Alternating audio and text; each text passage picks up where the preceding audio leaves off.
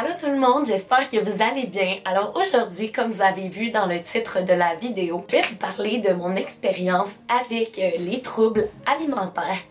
Donc j'aimerais noter, je n'ai pas les connaissances professionnelles au niveau des troubles alimentaires, mais aujourd'hui j'ai décidé de vous partager ma propre expérience personnelle avec les troubles alimentaires. Je vais vous raconter un peu le parcours de ma vie, ce qu'il en est aujourd'hui, puis comment que tout ça a commencé. Si ça vous intéresse, restez à l'écoute parce que j'aimerais bien en aider quelques-unes ou quelques-uns parce que non, ce n'est pas seulement les femmes qui sont aux prises avec des troubles alimentaires, il y a aussi des hommes. Donc si je peux vous aider en vous racontant mon expérience personnelle, ben ça va me faire plaisir. Donc, je sais pas comment commencer la vidéo parce que c'est un sujet qui est quand même assez difficile à parler, mais je vais vous situer dans le temps puis je vais vous raconter mon histoire depuis le tout début. Donc, il y a 2 ans, je pesais 20 livres de moins que je pèse en ce moment. Donc, il y a 2 ans, je pesais 108 livres, donc présentement, je pèse 128. Je sais qu'il y en a qui vont capoter. Même moi, quand je regarde les photos, je comprends pas comment je me suis rendue à 108 livres. J'ai toujours eu une relation amour-haine avec la nourriture. Puis ça a commencé, j'ai l'impression, à cause de mes parents. Je vous explique. Mes parents ont eu des problèmes de cholestérol. Maintenant, aujourd'hui, ils n'en font plus parce qu'ils ont pris des habitudes de vie beaucoup plus santé qu'ils avaient avant. Mais moi, ça m'a traumatisée. Moi, je suis vraiment une personne anxieuse dans la vie. J'ai toujours eu peur d'avoir des maladies cardiovasculaires. Donc, moi, j'associais le cholestérol avec les maladies cardiovasculaires. Donc, je me suis mis à freaker, ok? Et je me suis mis à tout regarder ce que je mangeais, ok? Et c'est pour ça que j'ai perdu 20 livres. Et 20 livres, dans mon cas, c'est énorme. C'est un poids qui est sous mon poids santé. Donc, j'étais sous-alimentée. Je vais vous donner des exemples. En fait, pendant 4 mois, j'ai comme suivi un régime, mais un régime, on dirait que ça me demandait même pas d'effort. On dirait que c'était naturel, puis que j'étais mindset dans ce régime-là, puis que j'avais aucun problème avec ça. Dans le fond, là, juste pour vous dire, je mettais jamais d'huile dans ma poêle. Donc quand je voulais faire chauffer, sauter des légumes dans la poêle, quand je voulais faire sauter mon tofu par exemple, je mettais aucun corps gras. Je mangeais plus de fromage, plus de produits laitiers parce que justement, il y avait du cholestérol dedans. Puis encore aujourd'hui, je mange pas des produits laitiers parce que ça m'attire pas. Puis c'est meilleur pour la santé. J'ai arrêté tout cheat day. Je pense que j'ai pas mangé de poutine pendant 1 an. Puis en ce moment, je mange de la poutine au moins 1 fois par 2 semaines. Donc je sais même pas comment j'ai fait pour me priver de poutine pendant 1 an. Mon alimentation se composait seulement de fruits, légumes, tofu, that's it. Je mettais même pas de sauce là, dans mes sautés, je mettais pas de sauce. Je mettais du poivre, du paprika, du chili en poudre. Bref, je mangeais vraiment de la marde, ok? Le matin, je mangeais du gruau, ok? Là, puis je mettais aucun sucre, là. Je mettais même pas de miel, pas de sirop d'érable. Je mettais rien. Du gruau, that's it, that's all. Je sais pas comment j'ai fait. Puis, ben mes proches et même moi, j'ai commencé à comprendre que peut-être que j'avais un petit problème parce que je freakais, là. Tu sais, quelqu'un m'offrait, mettons, une crème glacée, quelqu'un m'offrait d'aller manger une poutine. Je disais tout le temps non, là. Puis mes proches étaient comme, ben voyons Claudie, tu sais, une crème glacée de plus ou de moins, c'est pas si grave. Puis honnêtement, tu sais, tu prends tellement ton alimentation au sérieux, c'est pas ça qui va faire que tu vas changer et tout. Et ben là, moi, j'ai commencé à penser que peut-être que j'étais anorexique. Mais j'ai comme un peu commencé à m'empêcher de manger, mais en fait, je m'empêchais pas de manger de la nourriture parce que je mangeais, j'avais faim, mais je mangeais vraiment rien de gras, je mangeais vraiment rien de salé non plus, tu sais, c'était vraiment comme des portions que je regardais, puis c'était vraiment important pour moi. Puis j'allais au gym à chaque jour, je faisais 45 minutes d'elliptique. Je faisais de la musculation, je faisais des abdos. Bref, j'étais rendue vraiment petite. Je vais essayer de vous insérer une photo que vous pouvez voir vraiment que je suis vraiment creusée par en dedans. Et on voit aussi mes joues qui sont beaucoup plus creusées que à l'heure qu'il est. Donc j'ai commencé à me dire, est-ce que je suis anorexique? Est-ce que j'ai des problèmes alimentaires? Puis bref, quand t'es là-dedans, tu t'en rends pas nécessairement compte. Puis ça aussi, là, ça m'a tout créé comme un cercle vicieux, là.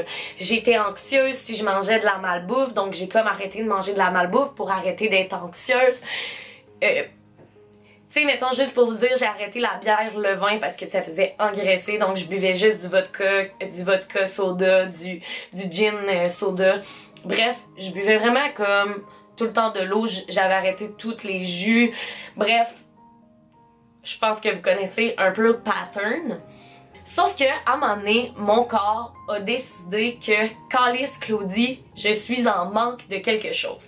Puis je sais pas, j'étais en manque de quoi, j'étais en manque de nutriments, j'étais en manque de nourriture, mais c'est comme si mon corps avait une pulsion et tout d'un coup était comme forcé de vouloir manger le plus de choses possible. Et je me suis rendu compte de ça quand que j'étais vraiment saoule à 2 h du matin. J'ai décidé d'aller manger de la pizza à volonté au Salvatore, ok? Vous allez comprendre pourquoi je vous dis ça. Et je vous jure, dans ma vie, je pense que j'ai jamais autant mangé de pizza. Ça rentrait, ça rentrait, ça rentrait, ça arrêtait pas de rentrer. Et après, quand je me suis rendu compte de ce que je venais de faire, je culpabilisais, puis pour vrai, tu culpabilises vraiment beaucoup. Je me suis mis à capoter, j'arrêtais pas de me regarder le ventre, j'étais comme « Oh my God », tu sais. Donc, qu'est-ce que j'ai fait? Je suis allée dans les toilettes du Salvatore, ce qui est vraiment dégueulasse, soit dit en passant. Je suis allée me faire vomir, ok? Puis c'était la première fois que je me faisais vomir, donc je savais pas nécessairement comment ça fonctionnait. Puis c'est niaiseux, dit de même, là, on dirait, je vous fais un tuto sur comment se faire vomir. Mais, tu sais, je savais pas comment ça marchait. Puis, en tout cas, bref, j'y suis arrivée finalement, après quelques tentatives. Puis après ça, tu sais, c'est passé, là, pendant 1 mois, tu sais, j'ai repris mon alimentation normale, tu sais, j'ai recommencé à manger super bien, super clean, j'allais encore au gym, puis là j'étais comme, faut plus que ça se reproduise des trucs comme ça. Et j'ai encore continué à faire ça une fois de temps en temps, donc une fois de temps en temps je mangeais de la poutine, puis après ça j'allais la faire vomir parce que je me sentais vraiment mal, puis là, c'est un sujet vraiment sérieux que je vous parle, puis j'essaie vraiment d'être le plus précise dans mon expérience personnelle, puis je suis pas en train de dire que j'ai été boulimique, je suis pas en train de dire que j'ai été anorexique, mais reste que j'ai eu des troubles alimentaires. Je veux pas passer à côté de ça, puis je pense que c'est important d'en parler aussi pour prévenir, puis moi aussi, l'avantage que j'avais, c'est que j'étais consciente que j'avais un problème, donc j'étais consciente de ce que je me faisais à moi-même. J'étais consciente que me faire vomir, c'était pas une option, mais sacrez-moi pas pourquoi, je le faisais puis ça m'apportait comme du bonheur, je sais même pas comment dire ça, là, c'est dégueulasse, tu pues de la gueule, t'as besoin de te brosser les dents, puis quand tu te fais vomir, ben tes dents peuvent pourrir plus rapidement, donc il n'y a aucun avantage à se faire vomir. Puis si vous êtes de celles qui ont des troubles alimentaires, ben parlez-en à votre médecin, c'est vraiment important, puis c'est vraiment pas santé de faire ça. Moi qui accordais tant d'importance à ma santé, j'étais en train de la dégrader en fait. Puis j'avais souvent, tu sais, des maux de ventre, des maux d'estomac, parce que veux pas, tu sais, quand tu te fais vomir comme régulièrement, là, je dis honnêtement, je le faisais 0 à chaque jour, je le faisais vraiment comme par passe. C'est vraiment bizarre. Puis là, il y en a qui vont écouter la vidéo puis ils vont rien comprendre parce que j'en ai parlé à pratiquement personne. Puis pour vrai, il y a vraiment pas beaucoup de monde qui sont au courant de les problèmes que j'ai eu à ce niveau-là. J'en ai parlé à mes amis très très proches. Mes parents savaient que je faisais attention à ma santé, mais je pense qu'ils savaient pas que je faisais autant attention. Donc, en tout cas, j'aime mieux en parler. Finalement, je ne sais pas pourquoi, tout ça s'est résorbé, puis j'ai comme décidé de devenir, de m'accepter en fait, d'avoir confiance en moi, puis de... Calisse! La petite balieuse. Désolée pour le son en passant. Que vous entendez peut-être dans mon background. Je sais pas pourquoi ça s'est comme mis à passer, puis j'ai comme commencé à vraiment accepter plus mon corps parce qu'il y avait vraiment beaucoup de monde qui me disait mais même Claudie, tu sais, pourquoi t'acceptes pas ton corps comme il est? Tu sais, chaque personne est différente, chaque corps est différent.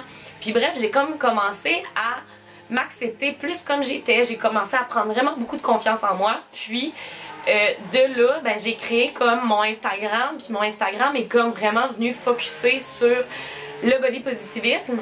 Puis je voulais vraiment mettre ça de l'avant parce qu'on dirait qu'avec le background que j'ai eu de me faire vomir, de pas manger à ma faim, de me priver de tout, de faire du sport comme une estime malade, mais je me suis juste rendu compte que ça m'avait rien apporté de bon, puis ça m'avait pas apporté du positif, puis que quand je me regardais dans le miroir, je me trouvais pas plus belle que je l'étais, puis je me trouvais pas plus mince, je me trouvais pas plus grosse, bref, je me trouvais rien. Tu sais, je pense juste que c'est important d'être fier de l'image qu'on voit dans le miroir, mais il faut pas que ça devienne abusif, puis il faut pas que tu prennes les habitudes de vie comme moi j'ai pris, parce que pour vrai ça me nuisait à plusieurs, tu sais, ça m'a nui vraiment souvent.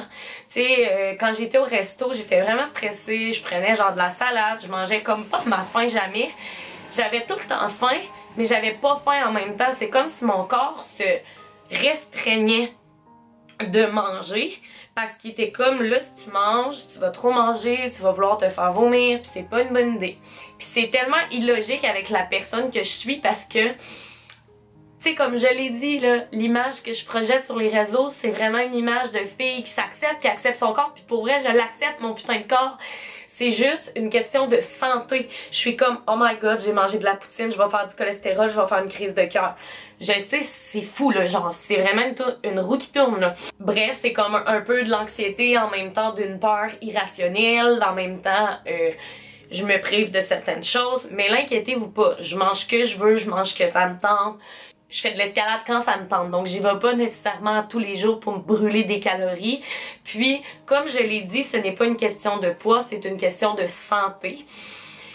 Et ben si jamais vous avez envie de me parler de votre expérience personnelle, si vous avez envie de me partager des faits, si vous avez envie aussi de me partager des informations, si vous êtes au courant de troubles alimentaires qui pourraient exister, ben faites-moi en part en commentaire. Vous venez tout simplement me parler en message privé sur Instagram. Ça va me faire plaisir. Puis j'aimerais faire comme un petit disclaimer, I guess.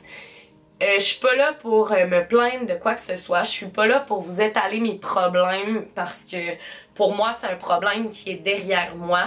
Mais je voulais juste vraiment faire cette vidéo-là pour faire comprendre aux jeunes femmes, aux jeunes hommes, ou peu importe, que les troubles alimentaires, ben, ça peut toucher tout le monde, puis que c'est important d'en parler parce que ça arrange à rien, puis ça arrange pas la santé, puis justement tu mets juste plus ta santé en danger en agissant de la sorte. C'est ça, je pense que je vous ai tout conté ce qui s'est passé au niveau des 2 dernières années concernant mon poids, ma confiance en moi, mes problèmes. Puis ben j'espère que vous avez trouvé ça intéressant, puis j'espère que vous avez aimé la vidéo. Si c'est le cas, me mettez un petit pouce en l'air. Puis abonnez-vous à ma chaîne si vous voulez voir des vidéos et d'expériences personnelles que je vous partage comme ça. Moi ça me fait plaisir d'en parler, puis j'en parle sans tabou, je suis pas gênée de vous en parler. J'aime ça être transparente à 100% avec vous. Ben c'est ça, fait qu'on va se dire à la prochaine vidéo. Je vous aime, faites attention à vous, prenez votre santé à cœur. Bisous, je vous aime, prenez soin de vous. Bye bye!